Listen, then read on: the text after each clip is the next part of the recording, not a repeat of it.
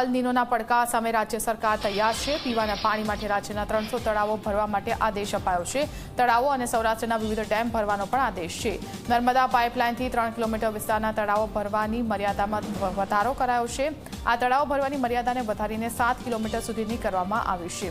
કૃષિ સિંચાઈ, પાણી પુરવઠો, નર્મદા અને મહેસૂલ વિભાગનું સંકલિત માઇક્રો પ્લાનિંગ શરૂ કરાયું છે। પશુઓ માટે પૂરતા ઘાસચારાની વ્યવસ્થા કરવા માટે આદેશ અપાયો છે। ખેડૂતો માટે આકસ્મિક પાક આયોજન જાહેર। હાલમાં 2 વર્ષ સુધી ચાલે એટલો ઘાસચારાનો સ્ટોક રાજ્યમાં ઉપલબ્ધ છે।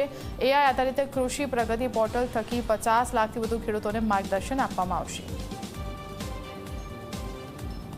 અલ નીનોની સંભવિત અસરો ગુજરાત ઉપર પડવાની સંભાવનાઓ છે, ત્યારે મુખ્યમંત્રીશ્રીએ ઉચ્ચ કક્ષાની ઉચ્ચ સ્તરીય બેઠક એમના મુખ્યમંત્રીશ્રીના સલાહકારો, સચિવશ્રીઓ, કૃષિ વિભાગ, સિંચાઈ વિભાગ, રેવન્યુ વિભાગ, પાણી પુરવઠા વિભાગ, નર્મદા વિભાગ અને વન વિભાગના પણ સચિવશ્રીઓની ઉપસ્થિતિમાં ભૂપેન્દ્રભાઈ એમના નિવાસસ્થાન ઉપર એક બેઠક લીધી અને બેઠકોમાં એમણે માર્ગદર્શન આપ્યું છે।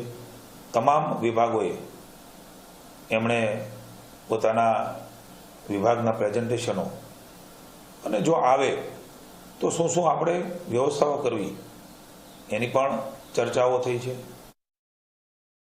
પીવાનું પાણી હોય એના માટે થઈને વ્યવસ્થાઓ કરવા તરફ સૂચનાઓ આપી છે અને લગભગ 300ની આસપાસ તળાવો જે ઉત્તર ગુજરાત અને સૌરાષ્ટ્રના છે એ ભરવાની પણ સૂચના આપી છે। 3 કિલોમીટર જે સૌની યોજનામાં અને સુજલામ સુફલામ યોજનામાં 3 કિલોમીટરની ક્રાઇટેરિયામાં આવતા તળાવો ભરવાનો અગાઉ નિર્ણય થયો હતો, એ સુધારીને 7 કિલોમીટરનો નિર્ણય પણ કર્યો છે। ઝડપથી એ તમામ તળાવો ભરાઈ જાય। સૌની યોજનામાં પીવાના પાણીના જેટલા ડેમો છે એ ડેમોમાં પણ 30 જૂન સુધીમાં વધારે પાણી પહોંચે એના માટેની સૂચનાઓ એ નર્મદા અને સિંચાઈ વિભાગને માનનીય મુખ્યમંત્રીશ્રીએ આપી છે। મને આનંદ છે કે આ પ્રકારે પશુઓ માટેની પણ ચિંતા ભવિષ્યમાં ઊભી થાય તો